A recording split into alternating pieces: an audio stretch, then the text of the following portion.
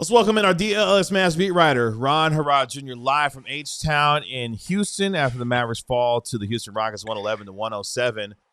Ron, the floor is yours. You and Jason Kidd, let's talk about it. Yeah, I see that the video is pretty viral on all. Oh yeah, there you go. Oh, yeah, or you can just take it off the jury. There you go. We're looking out for you. We got you. We're looking out for you. Yeah, I saw that the video is pretty viral, but so just essentially what happened was it's the end of the press conference. Kind of, well, I didn't know if that was supposed to be the last question, but it felt like it was going to be the last question. I was trying to say, hey, you got a lot of criticism for playing Cooper Flagg at point guard, but actually it seems that you were right because he looks really good, on ball. He's had two of the best games ever by a teenager. But before I can actually get the praise out, when he heard the words national criticism, he just went off. Coach, you got a lot of national criticism for playing Flagg at point guard. Over the last two games, he's been on the ball. Criticism, that's your opinion. You guys write that bullshit. That's not, I've done this. I've played this game. I played it at a very high level, and I know what the fuck I'm doing. But I don't give a fuck what you guys write, because you guys have never played the game. And so I build players, so I know what the fuck I'm doing. So to take criticism, it only makes me better. Because if I wasn't doing it right, you guys wouldn't be poking holes in what I've done. But even like me and him are just like eyes. Just looking at each other the whole time. It literally felt like me talking to Greg Popovich again. So I was in San Antonio before I got the job in Dallas. So about what was Wemby's rookie year, so I think that's 3 seasons ago. And I would ask Pop questions, and he would look to me in my soul. And Pop is 6'8" or taller, for you all who don't know. And I'd be like, So it was one of those moments again. But yeah, he just went off about like, hey, I don't give a F what you all say. You all didn't play the game, all these kind of things. I tweeted out the whole quote if you want to see like the full quote on my Twitter account at Ron No Sports. And I think Grant, I don't know how to pronounce his last name, so I don't want to get it wrong, but he tweeted out the video if you would like to see the video. Grant, but yeah, he was very upset. I mean, also then the foul call. He was like, he usually when kids asked about like 50-50 plays, he just takes like the high road. Like, hey, the refs can get things can happen. It's heat of the moment. He immediately said the refs got the call wrong. Flagg was fouled, like instant, just without having to even be probed for it. Then I think I asked a follow-up question about, what does that say about Flagg that he kept going to the lane? He was like, yeah, he was like Flagg kept going, even though they kept hitting him over and over and over again. The refs named all 3 of the referees were all terrible tonight. Like, Jason Kidd was just on one during the press conference. It's very rare that you see him kind of emotional at all. He's a very stoic, kind of serious person 99% of the time. So for him to get angry really means that those foul calls, he really thought that Cooper Flagg was fouled. I mean, I can't think of many times during his coaching tenure where he's like, sure, you're going to say, yeah, that's a tough play, but usually when officiating even comes up for him, he's like, I don't want to get fined. I'm not going to talk about that. You guys can write a check for me, whatever. He'll kind of make a joke and hand wave it. I can really only think of maybe 1 or 2 other times where he's gone that in on the officials. And so I think he might be, and I think he just might have had a rough night, man. He might be in a bad mood about something. Like there's something else, I think he's pretty upset about something. And honestly, this is kind of the first time this season he's kind of taken the criticism right to the doorstep of officials, whether it be by name or otherwise. We've seen other coaches this year be unafraid to assail the referees and the officiating or lack thereof, whether it be Ime Udoka, Steve Kerr. There have been coaches this year. Kenny Atkinson just got fined $50,000. Exactly. There are coaches who have just decided, you know what, the hell with it, and we'll get after the referees and voice their criticism. So maybe this was Kidd's turn to do it. And that does add some context to the idea that maybe he's just trying to stick up for his guy tonight in Cooper Flagg, who I thought did not get some of the calls, especially, I mean, it's debatable, the one at the end with Amin Thompson. I thought personally it was a foul that could have been called. It wasn't. There were a few others where he definitely should have earned the foul call but didn't.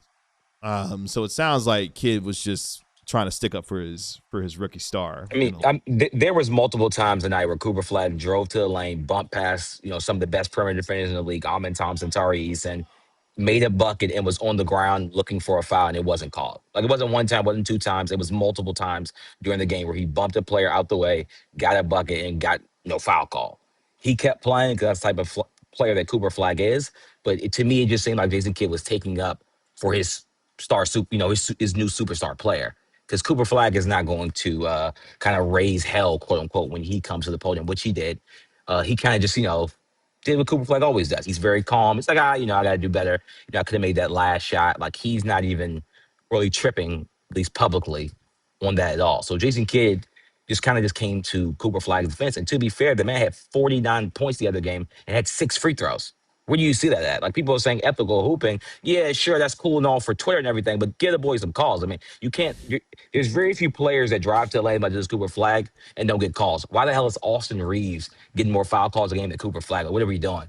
Like, it's just nasty ball. And if you're going to the lane, when you drive to the lane, you get more foul calls. This is why Denny Avdia is getting so many foul calls, more than prime LeBron James. I don't understand why Austin Reeves and Denny Avdia are getting more foul calls than Cooper Flagg when it's not they're driving the ball significantly more. Yeah, and I mentioned this earlier in the show, but Erlip, I'm sorry, I can't pronounce the username, but my lip is wrong. What's wrong? The play with Amen at the end of tonight's game was incredibly similar to the block he had on that Coop had on Khan at the end of the game against Charlotte, and Coop was on the wrong end of each play. And I said the same thing right off the top of the show. It was almost the exact same play. In fact, Coop might have even taken more contact than Khan did. So if anything, maybe J Kidd's anger, frustration, or whatever has kind of been mounting since last game when that happened. Because Coop got 10 free throws tonight. That's a lot. I don't think that there were a couple plays that were borderline, but even more so, I guess if you want to zoom out more than just these last 2 games, it's about kind of setting the tone and the expectation that this guy who, he's a rookie and he's a teenager and whatever, he needs to get more star calls. So this is probably like a bigger thing than just one deal. But Ron, this is about the question. Okay, this is about the question. Okay.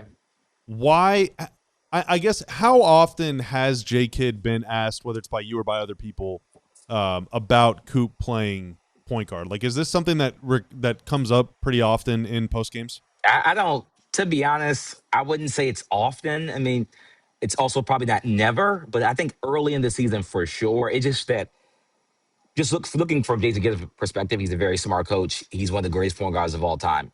I think he says what he said. I think he does know what he's doing a lot of the time. But a lot of national media members, we talk about, Charles Barkley and a lot of these guys were saying that basically he was a dummy on national TV for a bunch of time during the first kind of half of the season for when he played Cooper Flagg at point guard. We had our, talk about it on our show, but we just like saying, let's just see kind of what happens on the back end. And we understood that, hey, let's get him some off ball reps. But we knew, hey, eventually this will probably work out for him in the long term. That's just not the, stuff that people were saying on TV throughout the league about Cooper Flagg and Jason Kidd early in the season. And Jason Kidd, I can tell you from, he reads. Jason Kidd reads a lot of newspapers. He watches a lot of videos. Is he diehard? He saw a lot of this stuff. Possibly. I hope so. Maybe he watched the DLLS Mavs podcast. But I just think that he saw a lot of that stuff. And that stuff, he's human at the end of the day.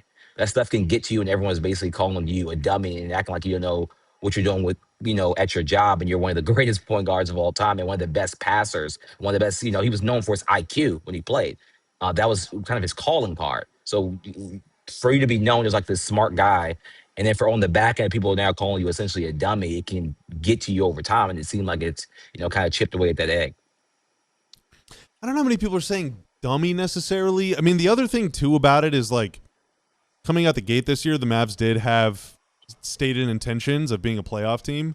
They did. And I mean, as someone that was pretty vocally against Coop playing the one, I thought, well, that's not a good way to be a playoff team, is starting a rookie forward at the point guard.